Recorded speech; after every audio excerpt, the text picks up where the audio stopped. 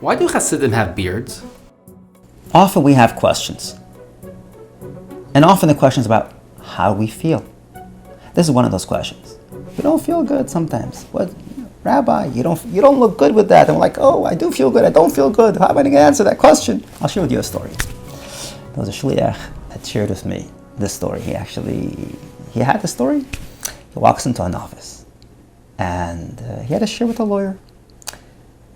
They're learning. The lawyer loved learning, had a good share, and everything was beautiful. One time the lawyer turns around to the shliach and he says, Rabbi, you're an amazing guy, but one thing I just don't get. You should look like a star. What's with the beard? Just take off the beard. It would be amazing. Just not the beard. And the rabbi shares me, the shliach shares me, says, what am I going to answer?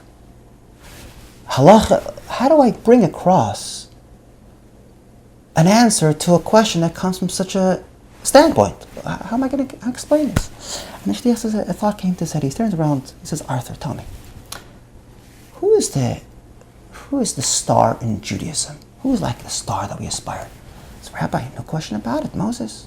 This is beautiful. And tell me, how did Moses dress? Rabbi, Moses had a long white beard. The shliach turned around to the lawyer and he said to him, do you realize what just happened?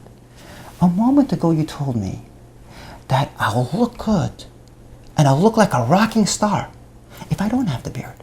Who was in your head at that moment? He said, Rabbi, the latest model? She said, that's exactly the point. When I choose my stars of life, I never chose the model. I'll tell you why. Because it's not just the look that I'm looking for. I'm looking for a look of life, behavior pattern. When you choose a star, you end up emulating them. You end up not just dressing like them, but it seeps into a lot of other areas of life. And like you said, I chose a star, Moses. That's the kind of star for me in my head.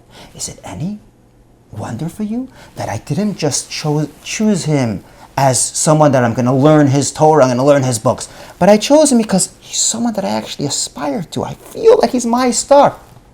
The beard comes right afterwards. And so really the real point behind the shliach's answer is, let's focus not on the dress, and on the behavior, but more importantly, who we aspire to be like.